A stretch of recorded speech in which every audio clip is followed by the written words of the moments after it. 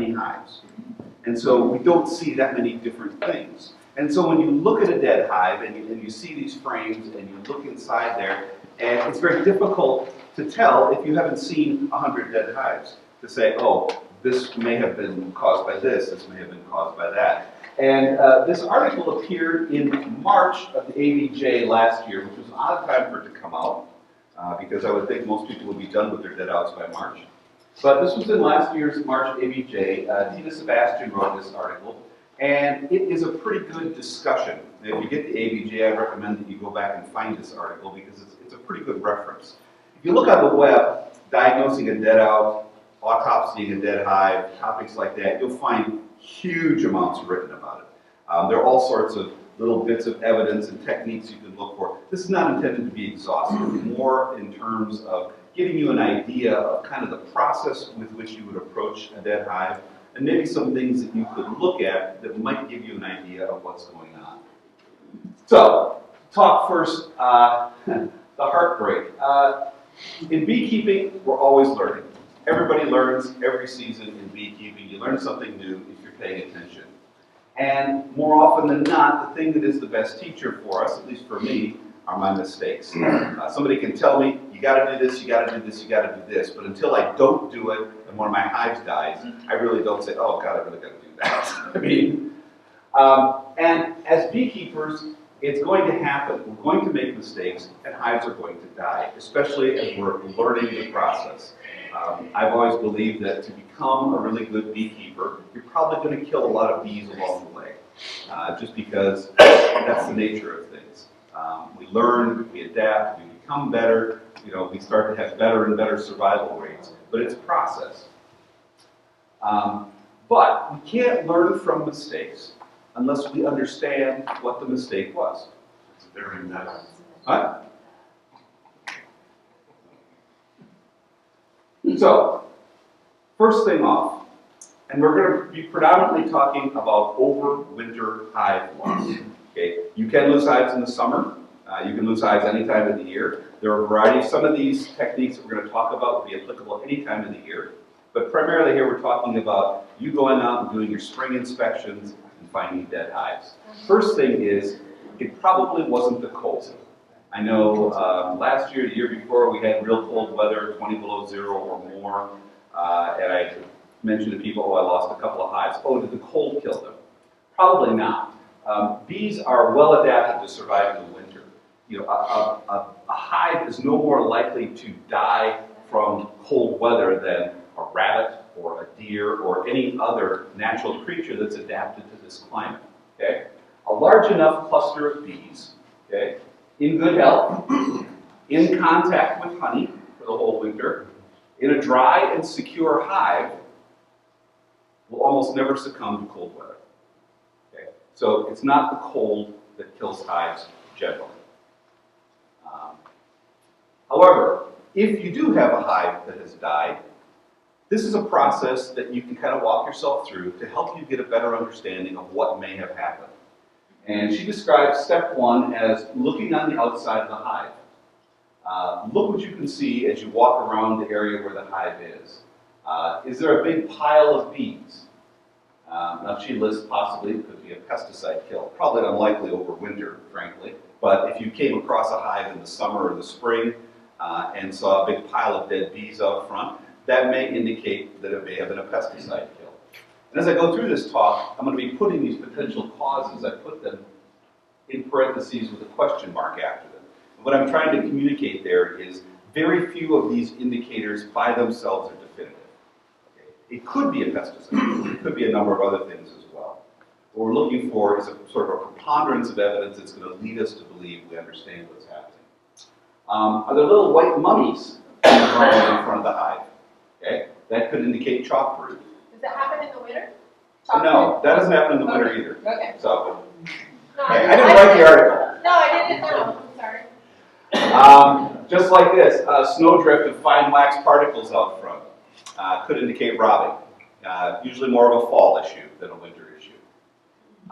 If there's no dead bees visible at all, that in and of itself can tell you something. It can tell you there may not be some of these other things. Okay? So the absence of something where, if a particular problem had occurred, you would see something, can help you understand what may have gone on. All right, so let's go inside. This is more applicable to winter. Take a look at the bottom board of the hive. If it's possible, when you're inspecting a dead out, don't take the boxes apart, okay? Just break the bottom board loose and lift the hive bodies off in one piece and set them aside. The reason is because you want to see what's on the bottom board, and if you break the hives apart, the hive bodies apart, you'll probably break the cluster of dead bees apart, and they're all going to fall to the bottom, and you're not going to know what was on the bottom board, okay? Are there piles of wax fluff that may indicate that the hive was robbed out in the fall before they got clustered up for winter? Are the bees scattered all over on the bottom board as opposed to in one little location? In the weather like we've been having this year, where we have warm temperatures followed by cooler temperatures, back to warm, back to cold, when the temperature gets above about 50 degrees, that cluster of bees that's overwintering will open up and the bees will start to move around. They'll start doing cleansing flights, they'll go out sort of fruitlessly foraging, but the cluster will break up. When the cold comes back, that cluster has to reform. If that temperature drops really, really rapidly, you can get a situation where the bees may not be able to cluster fast enough and they may succumb in the hive, and you'll just see bees falling all over the place on the bottom board. Are there dead bees along the warm side of the hive? In other words, have all the bees died and you see just a pile along one side? That could indicate that the cluster was too small. And so they're trying to do everything they can to pick up as much warmth as they can. Now, there's other reasons that may happen as well. But if you see the bees all on one side, it may mean that your cluster was too small. You have dead mice in it, or a mouse nest. Oftentimes mice are not fatal to a hive, but they can be.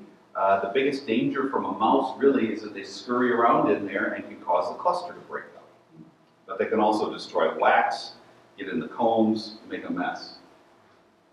Are there all sorts of mite bodies in the detritus on the bottom of the board? If you see mites peppered all over the place, it could indicate that you've got an issue with mites. So once you take a look at the bottom board, go ahead and open up, take the top cover off, and take a look at the inner cover and the frames. Okay? If the inner cover is soaking wet and covered with black slimy mold, okay, you might have a problem with condensation. Okay? Especially if underneath that slimy, moldy board, you've got a cluster of bees that's covered with mold also. Now, one thing to watch out here is that moldy bees doesn't necessarily mean they died from condensation. If your bees died early in the season, or in the winter, they may mold for a variety of reasons, not necessarily from condensation. But take a look at that inner cover and see if it's really wet. You want to look for other evidence of moisture before you write this off. Look at the bottom board. Was there water in the bottom board? Is there water streaking down the inside of the hive? So you want to make sure that you understand if it's a moisture issue. After that, go ahead and break the hive bodies apart, and you should be able to find the cluster if there was one. If you have a really small cluster with individual groups of bees dead away from the main cluster, it may be this condition I was talking about before, where the cluster broke up on a warm day, the temperature got cold really quick, only a few of the bees could get back into a main cluster, the rest of them succumbed, and that cluster of bees that was able to form wasn't large enough to keep itself warm. Again, look for it along one wall. Are they trying to stay near the warm side of the hive to pick up some extra water? Is the cluster in contact with honey?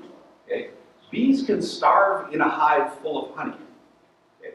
They can't move open distances like this in the winter under normal circumstances. We get a warm spell like this, they can. The cluster will reform, it'll reform on honey. But if it gets cold and stays cold, they have to stay in contact with that honey. And you can see bees starve in a hive with honey just a few inches away. Okay? Important thing here, it's a common myth that if you find a dead out and you look at it and you see bees that are head down in the comb, that means they starved to death. That is not true. Wherever the cluster is, you're going to have bees that are head first in the cells. That's how the cluster forms. Those bees go head first in the cell to warm that space inside the comb where the cluster is formed. So it may be an indication along with a bunch of other information, but just bees head down in the cells first by itself is not an indication that they stop. All right, so take a good look at the cluster. Brush the dead bees away and take a look at where the cluster was. Is there brood present? Okay, are they clustered around a patch of brood?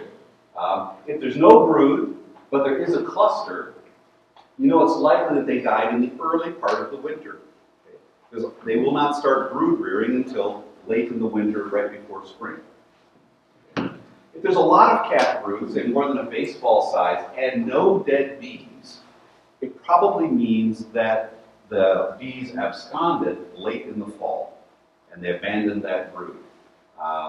And that could be for a variety of reasons. It could be a high mite count, it could be mite vector diseases, or it could be queen problems. Any of those things might cause them to abscond in the late fall. If you see partially emerged bees, like this little gal here, with their tongues sticking out, and they will die that way, with their heads poking out and their tongues sticking out, that's a pretty good indicator that you have a case of parasitic mite syndrome, or PMS. And PMS is a combination of a variety. It makes them cranky, doesn't it? It makes them very cranky, yes, and hard to live with. No, it's viruses that are vectored by the varroa mite. If you are, and you should be in general, if you're not aware of what American foul brood or European foul brood looks like in a hive, you should do a little reading and find out about that. However, the way of checking for, especially European foul brood, is to looking at the consistency of the pupa that are under the capped cells. This is not a good way to determine if you have European foul brood with a dead out that's been over winter, because the pupa tends to break down regardless. So you can't really diagnose European foul brood that way in a hive that's died out over the winter typically. All right, more on the cluster. So brush the dead bees away from the comb, and this is a big one, okay? Find where the cluster was, brush away the dead bees, take the frame in your hand, okay? Tip it out away from you, and look at the bottoms of the cell walls, okay? So in this case, the top bar of the frame is here, this is the bottom bar, the guy's holding it like this, okay? Look at those cells. Hold it, look down at it at an angle, so you're looking now at the cell surface right here that is closest to the ground, okay? If it looks like somebody sprinkled coarse salt, fine white speckles show up in the bottoms of the cells, and I apologize, this projector is making everything yellow. You can see these little speckles in here. That's a really good indication of a heavy, heavy mite load in that hive. Those crystals that you're seeing are uric acid that are deposited there by the mites. Okay? If you see that, you're pretty much guaranteed that mites were a major, major issue, if not the major issue in that hive diet. Question? Yes? Yes? Keeping that wax, or would you be better off trashing it? I would reuse it, but Well, didn't know. it's mite pee. I don't know. Would you reuse it? Yeah. They'll clean it out. Yeah. And the bees are really good cleaners. Well, that- Yeah, but no, it's a good question. Spray paint, cap cells, I don't know. Yeah. So, Strike it open and let them have it. give it to a healthy company, not a weak company. If your honey, if the area of honey storage in the hive has these jagged, ripped open cells, probably indicates the hive was robbed. Now, robbing could be for a variety of reasons and causes. It, in and of itself, may not be enough to kill a hive. As a matter of fact, oftentimes that doesn't. Other things will come into effect. Who's doing the robbing? These ants or? Other hives. Oh. Bees rob each other. Strong hives will rob weak hives. It's all for me and none for you. Very impolite. Very impolite, very rude. Besides what you actually see in the hive, you can take a look at your notes, which everybody keeps meticulously. Is the queen in that hive a new queen or an old queen? You know, if she's a queen that you just requeened with that season and she was doing great brood production, may not really be much of a queen issue. But did that hive have queen problems that year? Was she a spotty layer all year long and maybe close to failure? Did you manage your hive for varroa? Okay. Now I didn't say treat because I want to leave the option open for anyone who manages varroa in ways other than chemical treatment. But did you manage varroa? And I don't just mean did you apply treatments or did you take management steps, but did you actually manage for it? In other words, did you control the varroa mite? Did you do counts to verify that the treatment or the management techniques you used were actually effective? Did you do a mite count late in the fall? Okay, when a lot of hives, and Randy Oliver, some of his recent research has suggested that some hives are taking on significant mite loads late in the fall when other hives are collapsing. Okay? Untreated hives are collapsing late in the fall. Those bees are fleeing, they're absconding, they're coming to other hives, including yours. Okay? And you can see very large spikes in mite counts very late in the fall. So look at your notes, find it out, find out what you know about that hive. So you've done this, you've gone through all these steps, put it all together. Here are some example scenarios that you might find. You've got a large cohesive cluster of bees in contact with honey that are all wet and moldy, and a wet moldy inner cover. Probably condensation. Now, does the water kill the bees? No, they don't drown. Okay. What kills the bees is the bees get wet, and when they get wet, they can't stay warm, and so they die of hypothermia. They freeze to death. Okay. You have a cluster of bees that's dead and not in contact with honey, but there's honey in the hive. They probably starved. You have bees all over the hive dead, mostly not in a cluster. Probably caught in a warm weather spell that turned cold too fast for them to reform. Torn wax capping and bees not in contact with honey. Possibly could be disease or queen issues leading to robbing and then starvation. Because the question is, if the hive was robbed, why was it robbed? It was robbed because it was weak. Okay? It was weak because it either had a queen that wasn't adequately producing brood to keep the population up, or they had diseased issues which made the hive weak and led to the robbing, which eventually led to not enough storage for the winter, which led to starvation. So what killed the bees was starvation, but the cause of their death was not really the lack of food. The cause was back much earlier. It could have been, the cause of this may have been the queen. Okay? Bees are all or mostly gone, leaving behind a few frames of brood and honey and no crystals on the bottom of the cells. Probably, likely, possibly, you had queen issues in the fall. Your queen failed. Small cluster or no, plenty of honey in the hive and crystals in the cell bottoms. Yeah, you had a heavy mite load and you probably succumbed to PMS.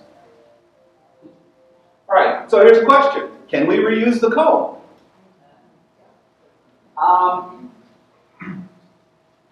If you're looking through a dead out, you've got basically comb that's available to be inspected. It is a good opportunity if you've got comb that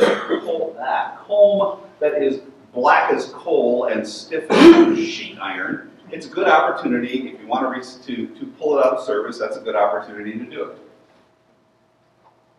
But with the exception of American foul brood infestation, okay, the comb can generally be reused.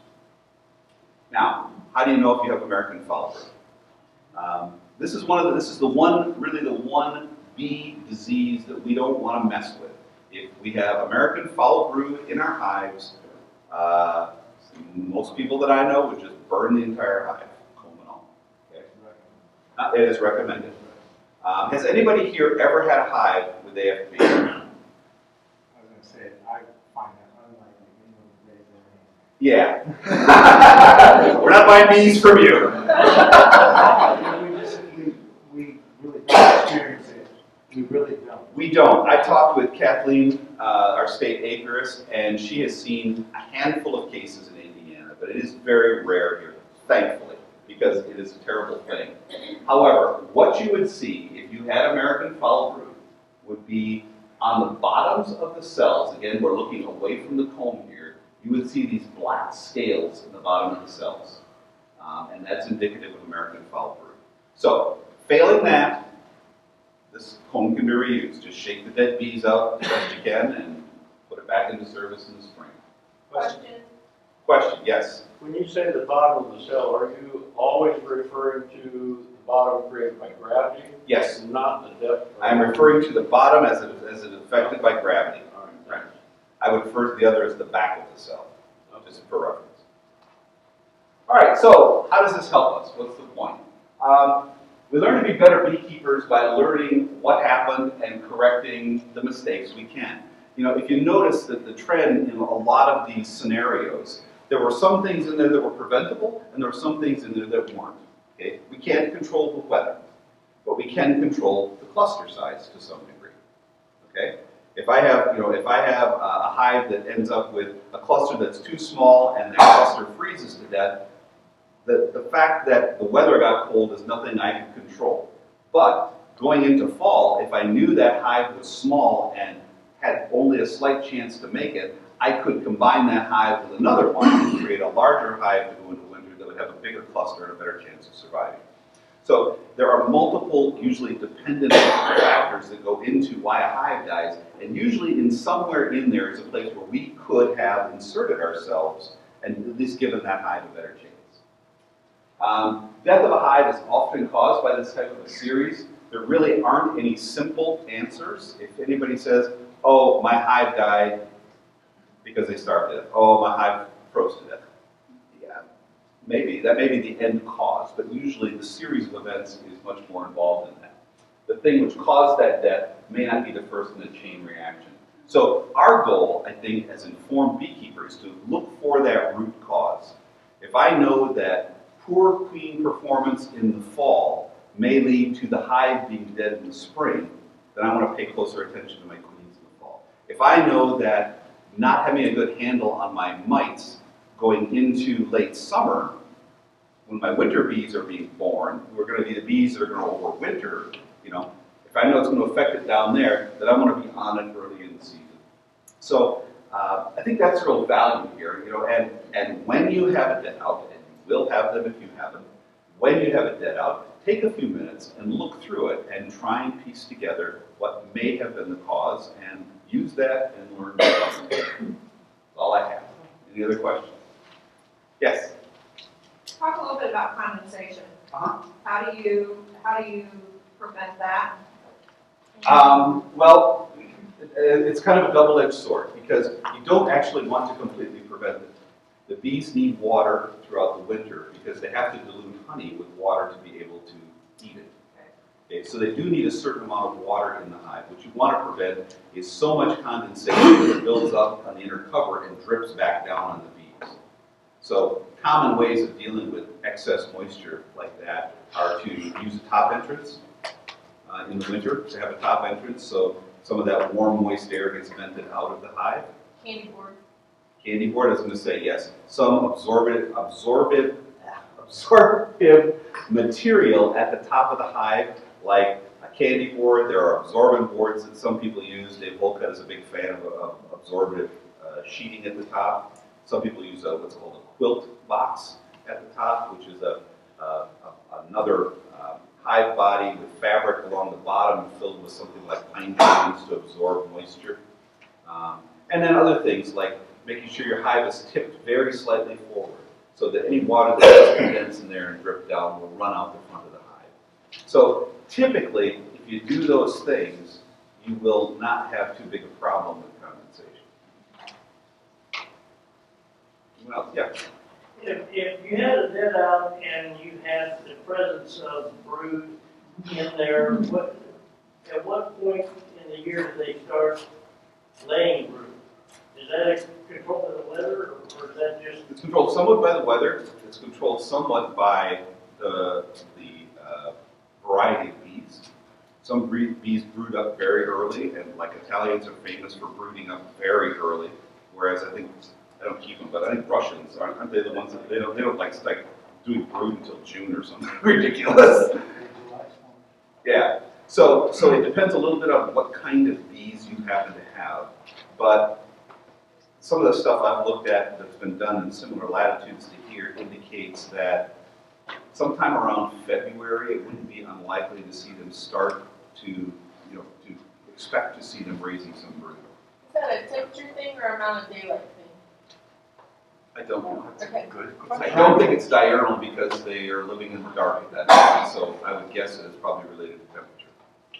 Is it possible for a queen to die during the winter and the cluster survive?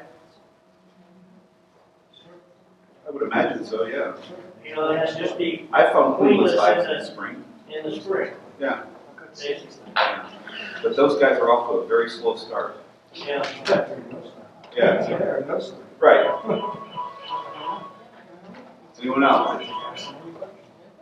All right, thanks very much. Jeff Cripe is Eaglecreek Apiary in Sheridan. Jeff does Westfield Farmers Market. What other farmers market do you do? Lebanon, Whitetown, Westfield. Okay, he's everywhere.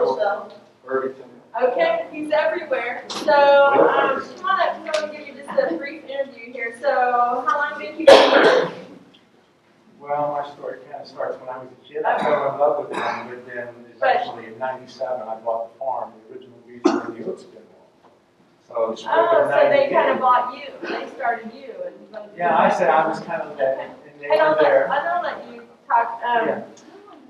But I've known you since we started this club. Yeah. You were really expanding at that point, Yeah. and so now you're much larger. And I was able to buy a local queen from Jeff on the spur of the moment that I needed for our jump starter candidate, and got to go up to his place and to see.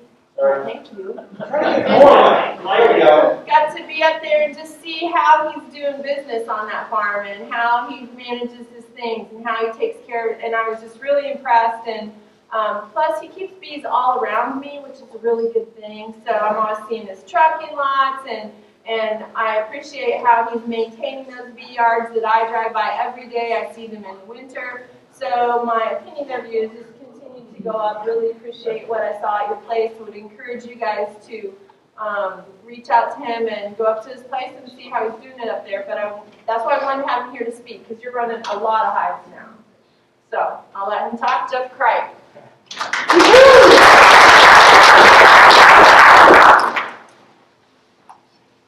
So I'm Jeff Cripe. The name of my company is Eaglecreek Apiary. The farm that I bought is basically 32 and 421. We're a mile north of 32, a mile and a half east of Michigan Road. On my deed for the farm lies Eaglecreek Apiary, that divides our farm. So when we got into this, I fell in love with the bee when I was a child. My uncle lived in Mulberry, Indiana, was a bead maker. He had a couple of hives. I was 7 years old. It was April, it was cold. I tried to get out of the wind. I got on the side of the garage, there were the bees. I fell in love.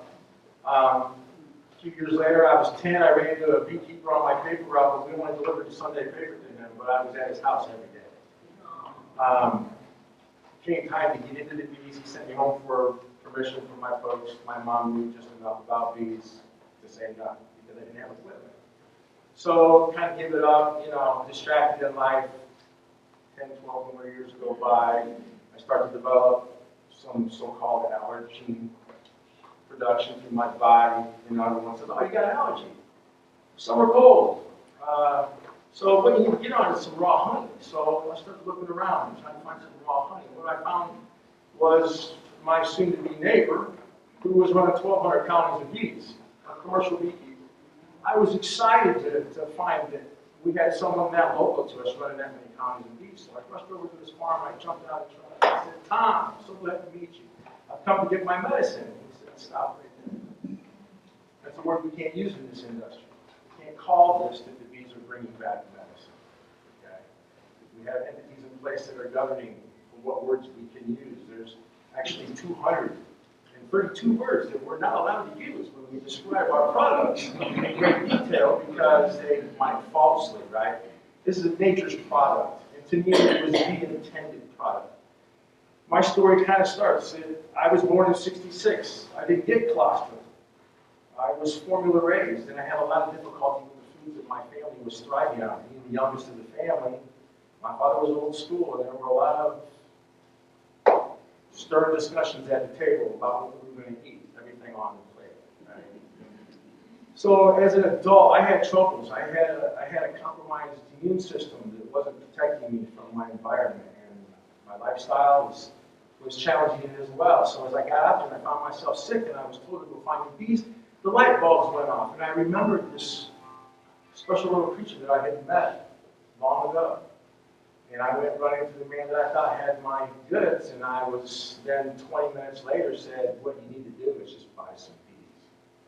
So that's kind of where this thing led me to the need of becoming a beekeeper. When I bought the farm and I realized that the bees were there, I was a beekeeper. No, what I was a bee haver. I've been a bee wanter till now I'm a bee haver. I don't have a box of bees, I got a barn that's got bees in it. And when you pulled up in April of '97, what I realized, it sounded like I had a Chevy 350 motor running in the basement of the barn.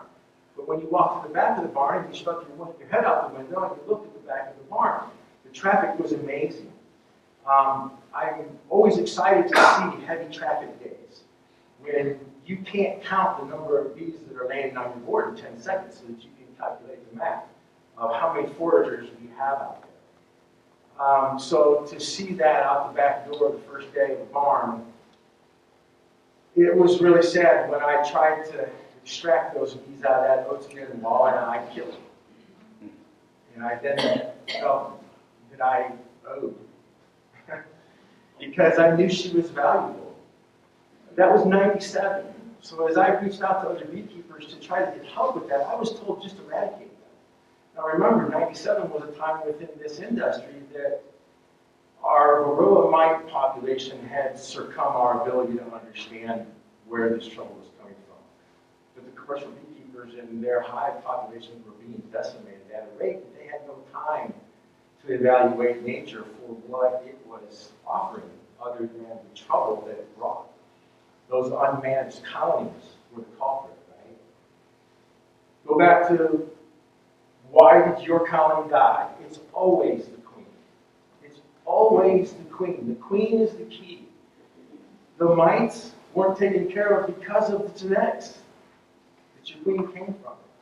We can improve hygienic qualities within our stock by improving where our queens came from. So through that learning curve of finally getting my colonies and expanding, I too did not incur loss for those first 18 to 24 months. And then I began to lose bees. And that's where that learning curve, what did we learn from that loss? Well, I'll tell you, ultimately where you'll get to is, it was the queen. Always the queen. How old was she? Where did she come from? Those have to be answered before we begin to point a finger at anything else that we're going to find in that colony. Because she controls all. If you buy her package, understand this. That package didn't come from Indiana. There are no beekeepers that are shaking packages here in this state. That's coming from somewhere down south. Understand this, that an Indiana-raised queen that was bred here is an Indiana queen. Indiana stock is raised in a different state because of our timing and need for her. Where some of us need to go out of the state to get to warmer climates. We've been raised earlier to be back here at a time with a nuke for other beekeepers to utilize upon timing of the florals. You want to know what controls spring? Ground temperature. The rhizome around the root tips control spring. We're not going to produce any dandelions. Last year, the bees got on the trees because March reminded us of what winter was. Remember? We got a cool March.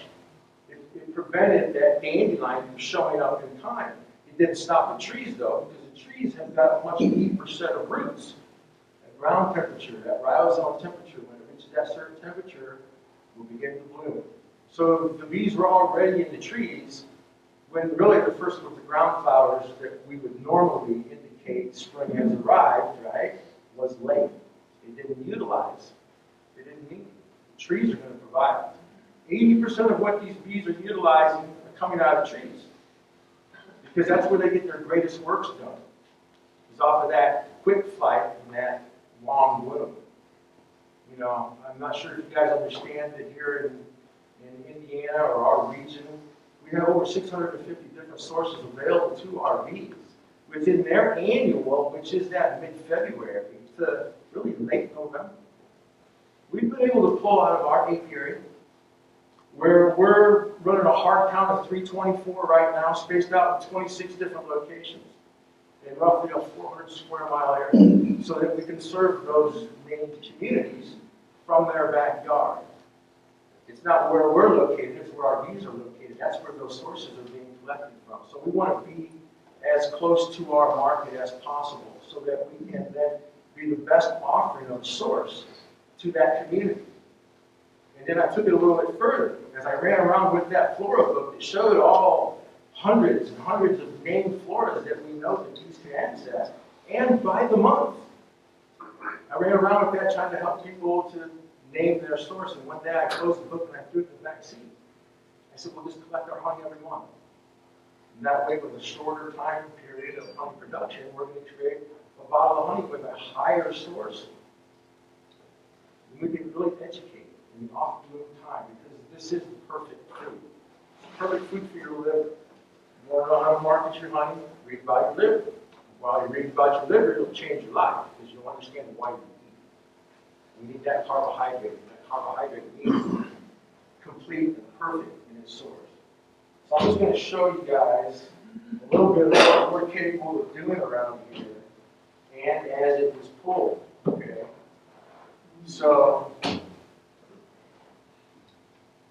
this is our 19th season. This is your April, May.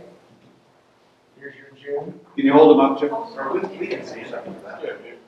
This is your April, May, so it's going to be basically your black locust. Your alder trees will start to come on early. Your black locust is the big bang bug.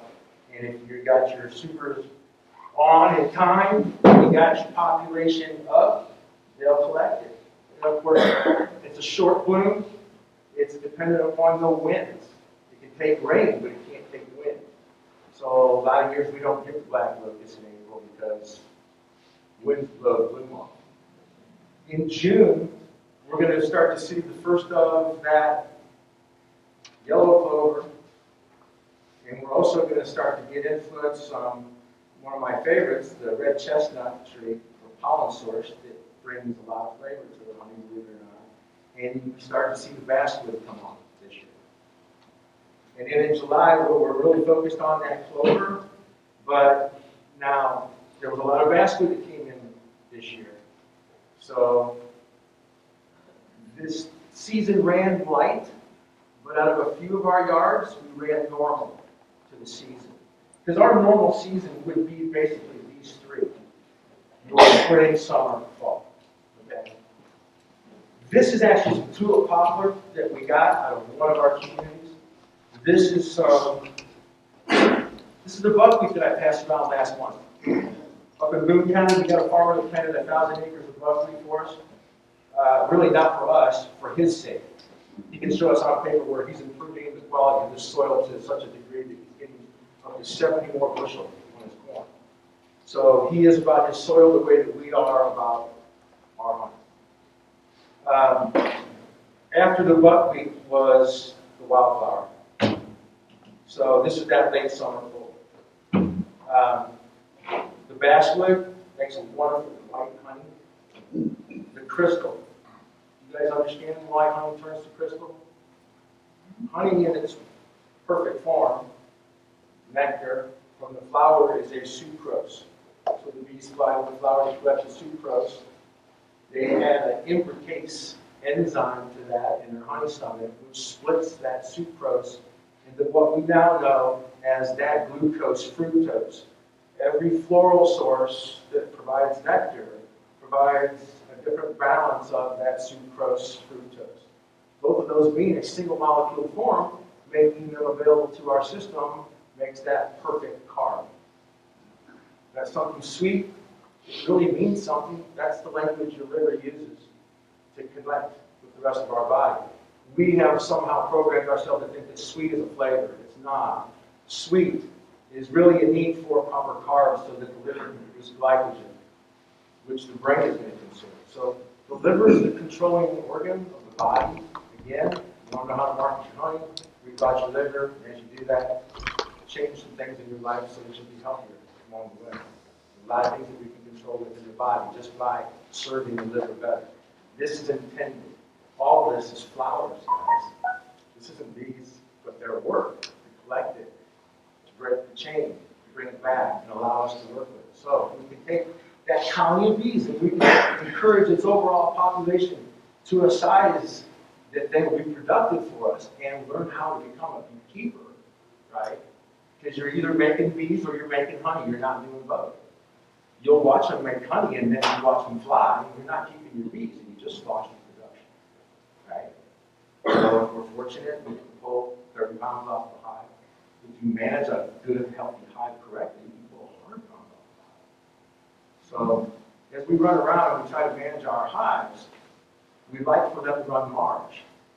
We like to run into a 3D system. We found over time, the longer you allow that colony to do that, the bottom box will become full of pollen. Well, we know how valuable that pollen is. They're desperate for it right now because they want to go. We're on the verge of them beginning to lay. They won't wait till March. They'll start laying the 1st of February, probably. We're going to get roughly a 10-day to 2-week dip in our temperatures, where we're going to get cold at night. With the coldest temperature that I see between now and when spring arrives is 10 degrees. So that low is where I'm watching. As I watch this 7-day, 5-day forecast out, I'm seeing that around March 10th, rule of thumb, right, was March 1st. But if you're looking at what the bees are working within that range, around the 10th of March is when I see that low temperature finally reach a point where it's go time. And then the rule of thumb is roughly a month later, we'll begin to see swarms. So I heard a question earlier, when will they begin to raise brood? I believe that there's a lot of boxes out there that are already doing it because they're showing us the tendency of searching for pollen sources. They're hitting the grain bins for that soybean. For the longest time, as I was out and about outside all my life, I've run into this January dandelion every single year. I take pictures of it, people laugh at me. I always called her a freak because either she was just extremely late or she was just extremely early. There was really no call for her to be here. But it was a few years back as I began to understand these bees a little bit better and their needs, is that nature is always going to provide for her.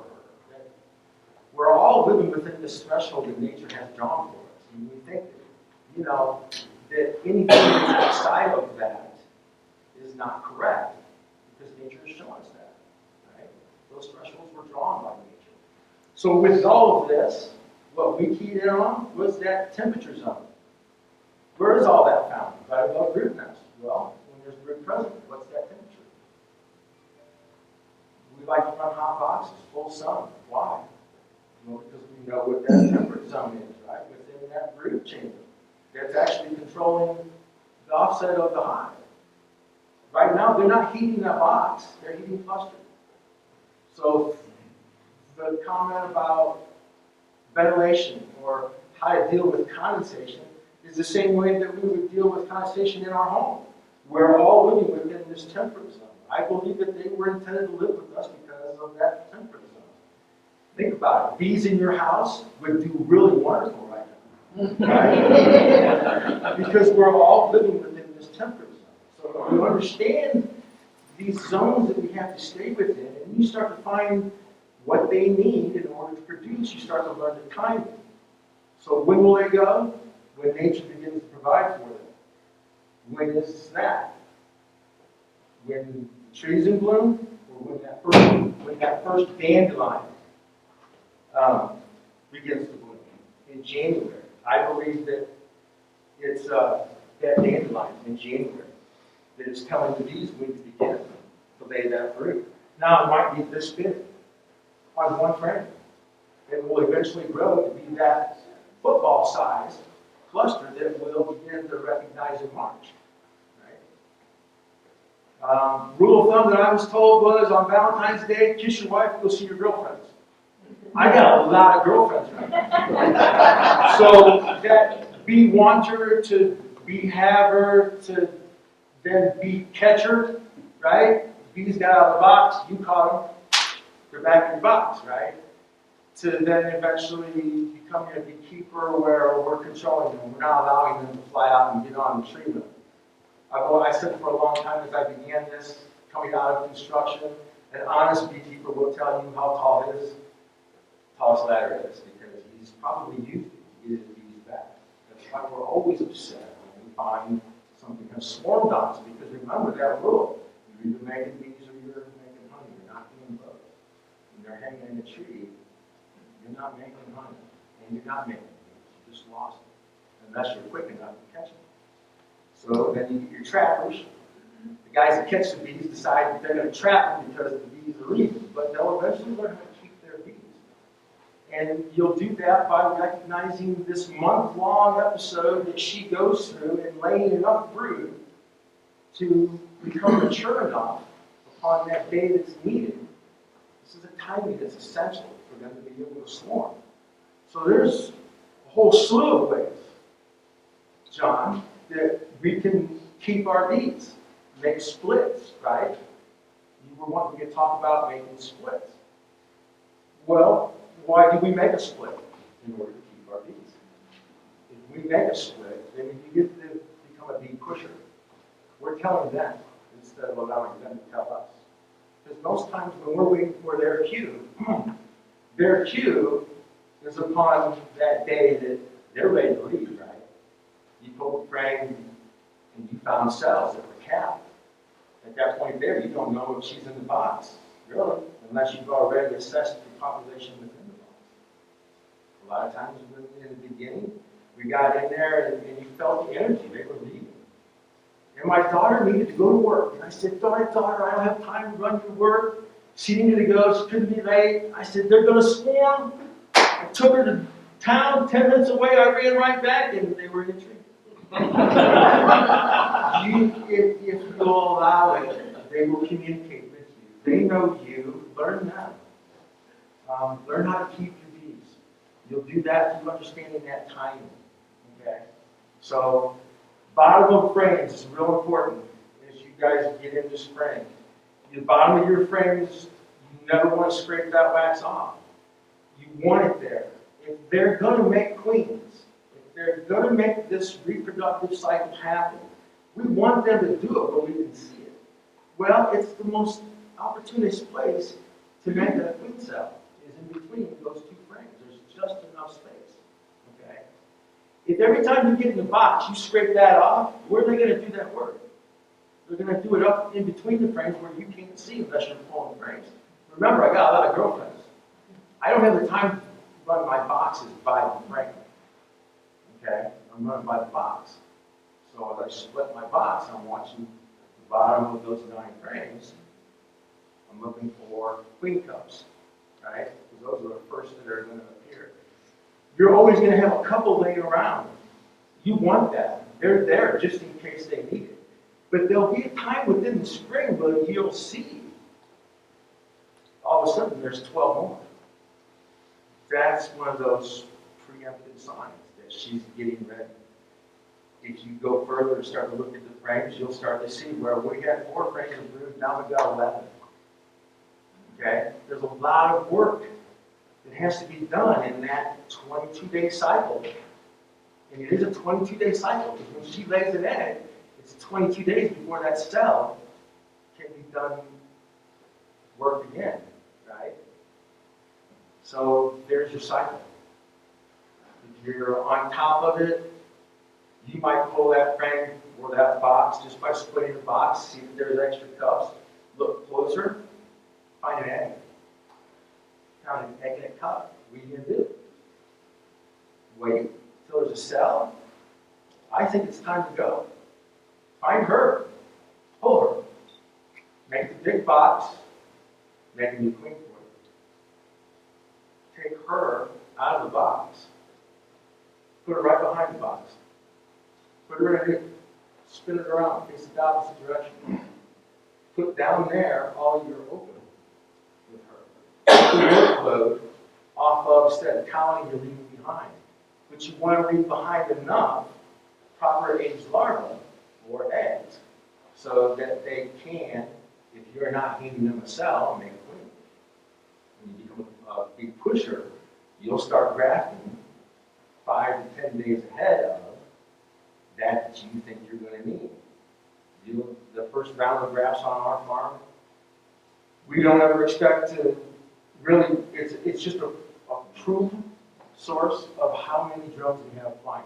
We know by being in our boxes, we've seen proper aged drone larvae. That was an indicator of when we could begin to graft, right? But that's not always the perfect case because that first round of graft might be a 40%. And you don't want to be building your yard with queens that are not going to be properly made because it will cause you trouble in 3 weeks. Believe me, you don't want to put that trouble out. Excuse me. So you first have to determine why you're making that split. What's your end goal? Are you making these or are you making them? Remember, you can't do both. Working, right?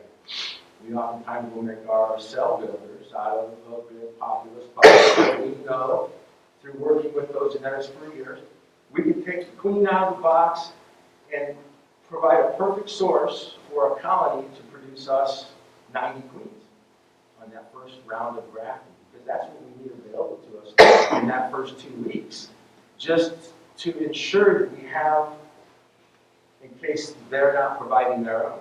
Some of our colonies will run just a little bit slower. Some genetics wait until the flow is on completely. So they won't get their signal till June, where they're then 1st of July wanting to swarm. So you gotta understand where your queen is coming from. She is the key to all of this. Your angry bees, someone was saying earlier that you got an angry bee. The bees are angry because your queen is throwing off that pheromone. There's something that she's not happy with. So you need to understand what that is. Right now, a lot of it's going to be pollen sources. So remember, kiss your wife, go see your girlfriends? That's when we started to put a little syrup on those that need to be encouraged, or maybe a little pollen candy on those that are a little light on the pollen source. We want them to start to build up about mid-February in order to be the most populous of box come that rule of thumb, I was told May 1st. I will tell you here in this area, it's more like the 20th of April. That's about when you'll, uncommon, normal year, you'll start to see some swarm activity. The bees that we're running, we have been very selective in all of our traits that we've brought in. We've gone to Purdue on several occasions and been able to graft out of some of their best boxes. I've got several friends that are bee gypsies. They're running up and down the road. They're out in California right now taking care of their colonies.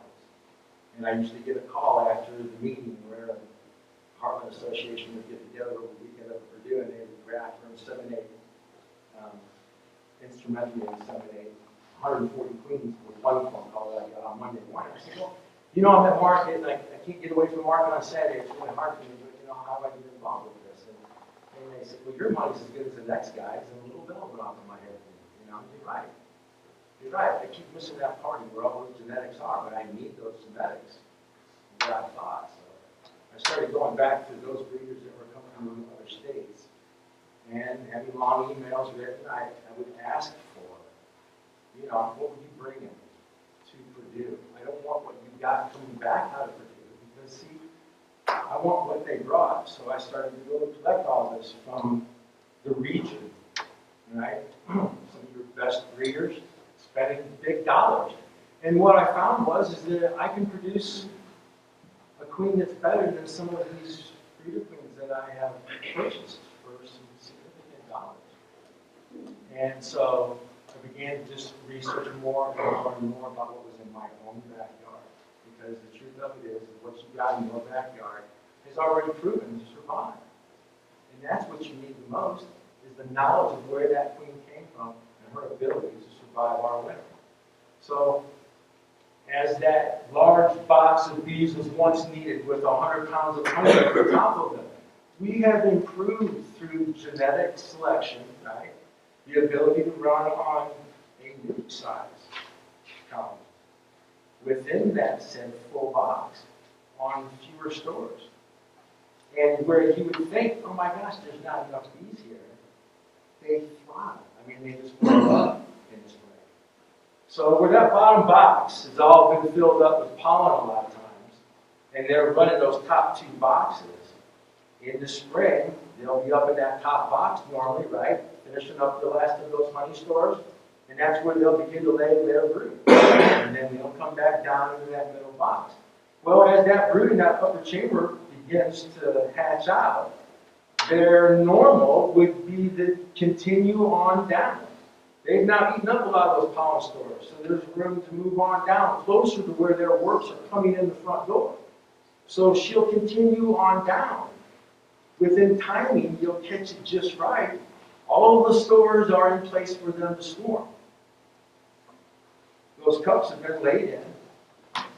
In a matter of days, we're going to be primed, and they're going to be hanging in a tree. And all that honey that was up there is going to be gone.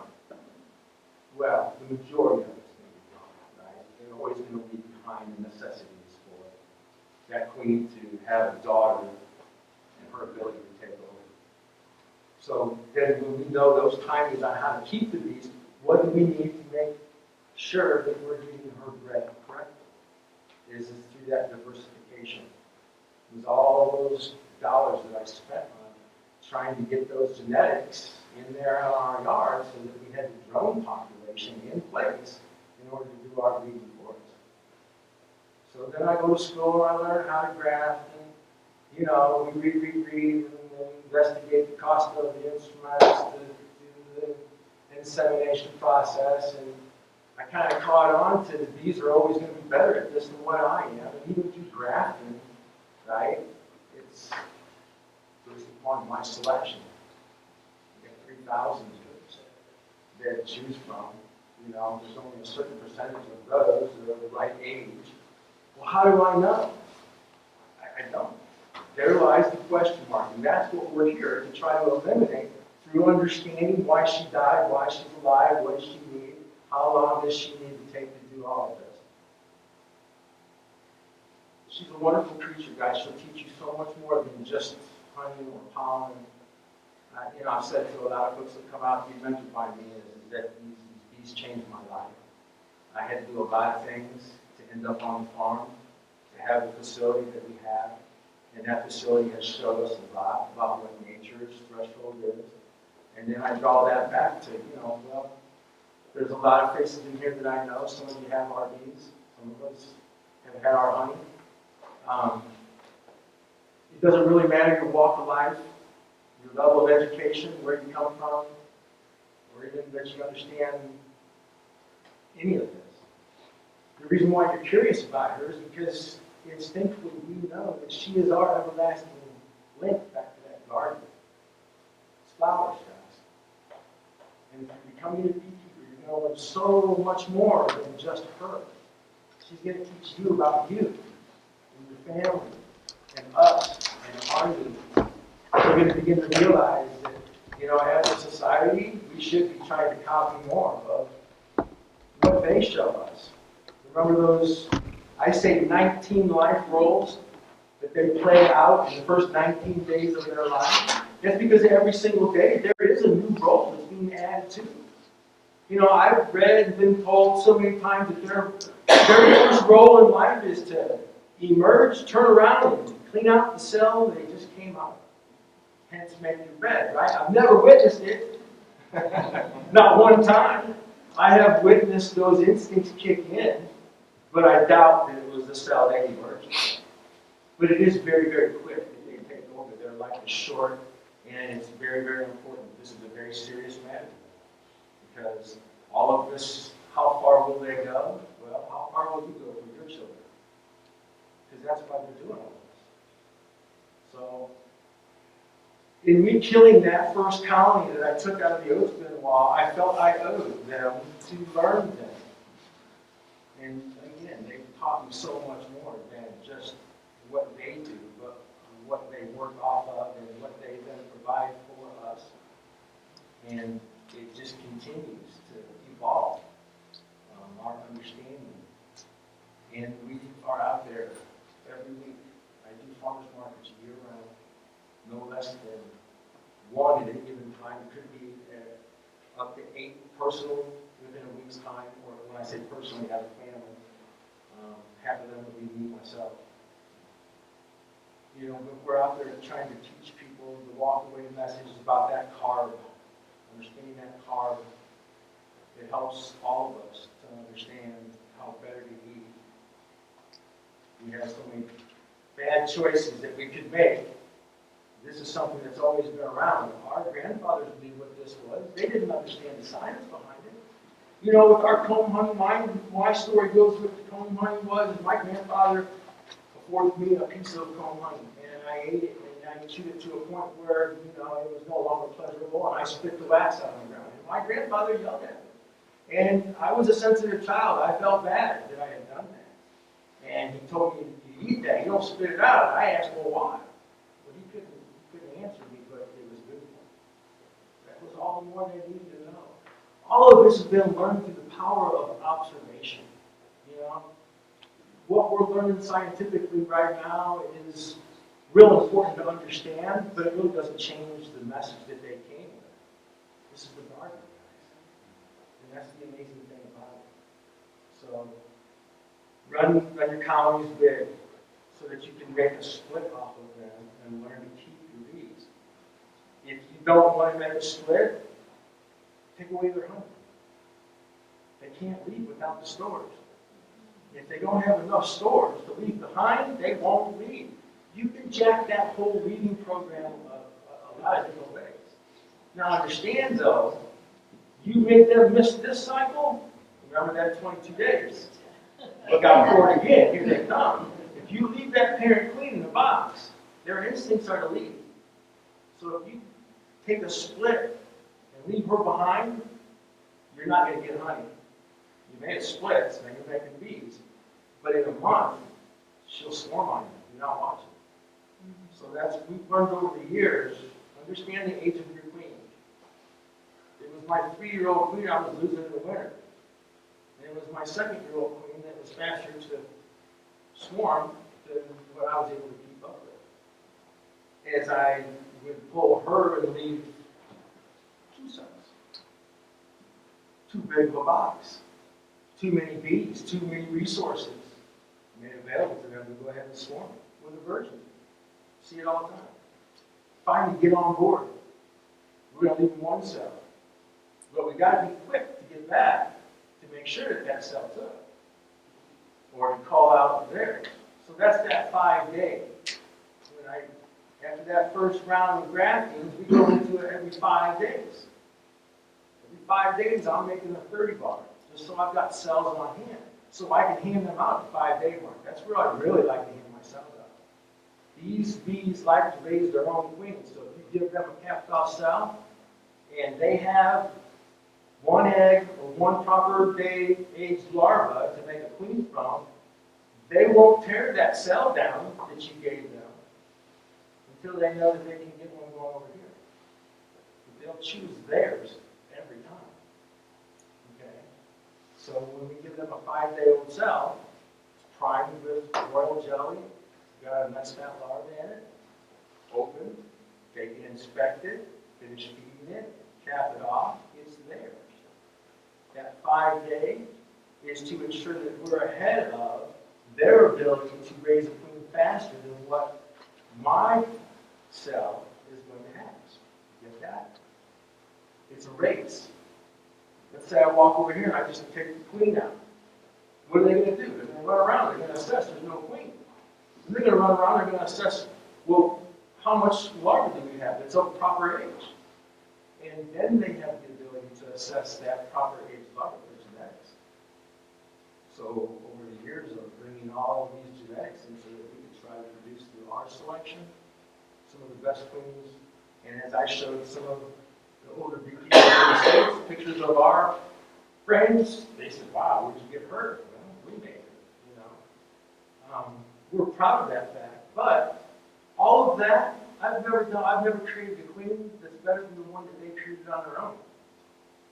So we learned that by allowing them to do that for us more and more often, over the years, I've gotten better queens, where we can count 30 open cells and not enough food to feed 100 bees. I mean, it's amazing through queen what you can derive at. And again, I think that everything goes back to the queen. I mean, she is the key. So if you're losing your queen, she's probably a 3-year-old or unknown. You're losing her in the middle of the summer. Again, I have to ask you whether that was, did you lose her by swarm? Oh, I think we did. So that's not really a loss, Right. right? That's that inability to keep her.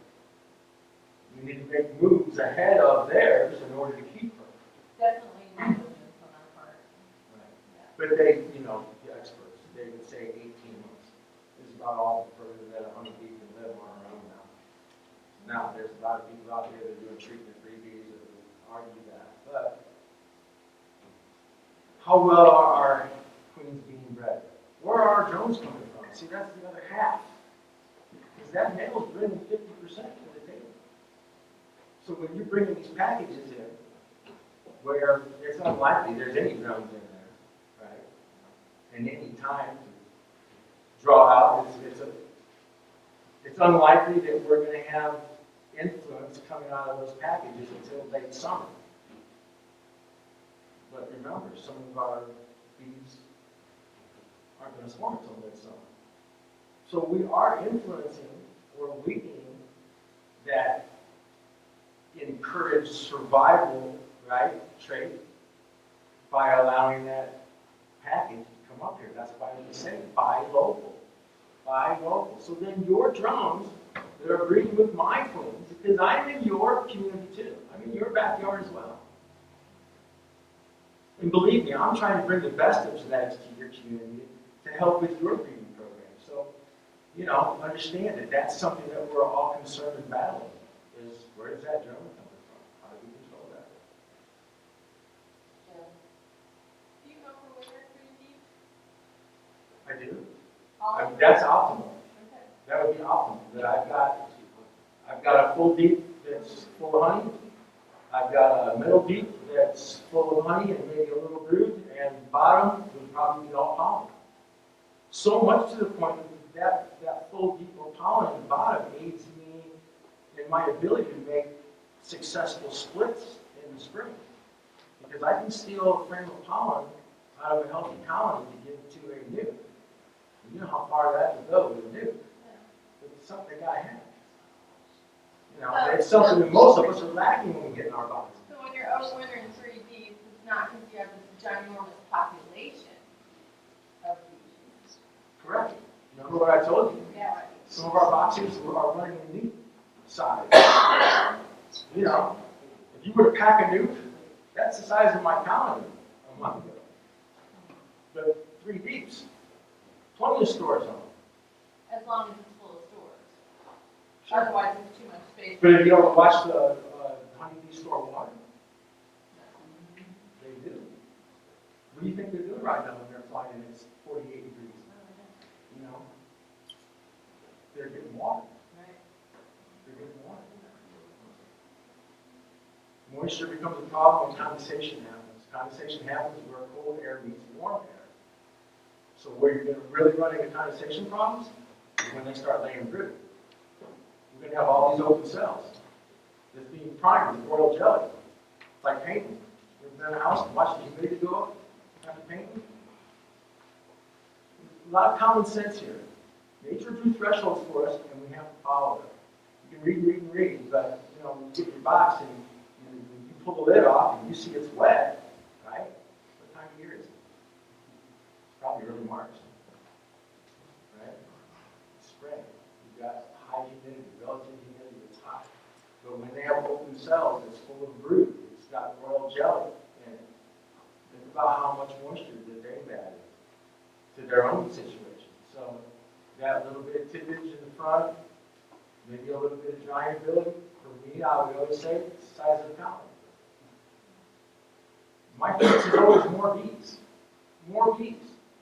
If your larva starts looking sick in the spring because you got a small colony of bees, you're probably running on a string bottom board and you've got a little queen. So replace your queens every year. You know, and I'm not saying pinch a good queen. But over the years, we've developed a system where our 3-year-old queen is not allowed really anymore to run through winter out in my production hives. She's been separated out, and she's over here, where she's really being evaluated for queen. Something I want to graft out of, right? Because she's now on her 3rd season. We really don't get into production status with a queen until the 2nd season. You know, we make our honey by having that overwintered queen pull with a large population in place. And we've taken the workload off of them for feeding that brood. What are they going to do? They're going to run out there and they're going to collect it. They're going to collect it until they got no more room to store it. So that's where this drawing comb is your 3rd tool. You really need it. People ask me all the time, can I get this back to the bees? Why, definitely we can. I've not run into a situation yet that I couldn't get it back to them. Maybe I've run into some situations where I didn't want to give it back to them because of the way they've drawn it out. But again, I think I was talking with you about some of those mistakes. So someone asked me, I don't see the gentleman here, he was by the farm a couple days ago, said that he's got a lot of single deeps that have got just foundation above them. I'm like, well, they really don't need that. That's extra space that's probably going to create more problems. If you've got too much space above your bees for that condensation to collect, and it's too cold for them to police, right, their home, they need to be able to get to that, to police that. They'll take care of that condensation if it's not 2 feet above them and they don't have the abilities. You know. But remember, even in the coldest night of the year, it's still going to be about 68 degrees within that cluster. You guys ever put your hand above the colony of bees in the spring when it's 35 degrees outside? I do it all the time. You open the box and it's that cold? Sure. Sure. I get in my bees when I have to get in my bees. There's the biggest excuse that creates failure. I get a gentleman that calls me on Sunday and says, hey, I want to tell you something that I saw last Saturday. I said, like 9 days ago? He's like, yeah. So he tells me, and I'm like, oh man, you should have been doing something then. And he's like, well, what should I have done? And I tell him what he should have done then. Right? He doesn't have a queen in the box, is the problem. Right? We could have tended to that last Saturday when he was there. But now it's 9 days later, it's Sunday. I'm pretty for certain that we're outside of that window and that we've got the question mark of laying worker in the box. So as I tell him what he needs to do, like as in right now, hang up, go do it, he tells me I'll do that next Tuesday. I got to care for them. I can't help anybody if I don't have bees in the box. My industry would say, no bees, no work. No honey, no money. Right? This is what I do for a living because I found a way to serve my fellow man, something that I feel is intended. I'm living on our products, being the honey and the bee balm. And I'm out there preaching about the wellness of our bees and trying to then encourage all of you folks to learn better how to keep your bees so that you too can serve your fellow man and family. You know, we're not far from here. We've been talking about doing some Sunday events out at the farm where a group of you would like to get together and arrange a time to come out to the farm for a few hours. We could roll through a dozen colonies in a short amount of time, and it's that hands-on hive time that's so important. So if you've got 4 hives every other day, keep your mind in the game.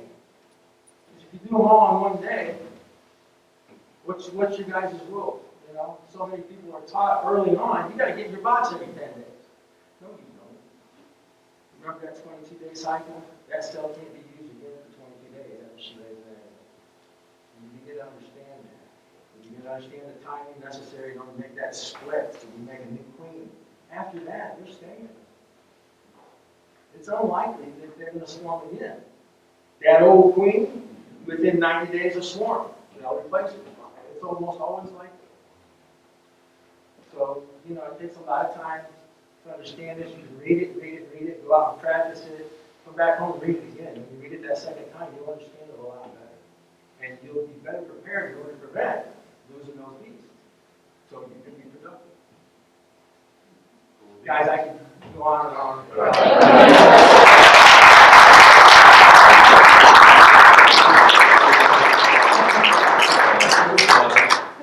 Thanks so much, Jeff. Terrific. Definitely going to have you on a return tour. Thanks everybody for coming out tonight. It's been great. Yeah, we're going to wrap up with our raffle drawing, and Jeanette is going to tell us how it's going to work. And buy your tickets for the movie. Buy your tickets online for the movie for next month. Link is on our Facebook page. She didn't see it, John. Well, we're going to post it again We're and gonna post again it and again.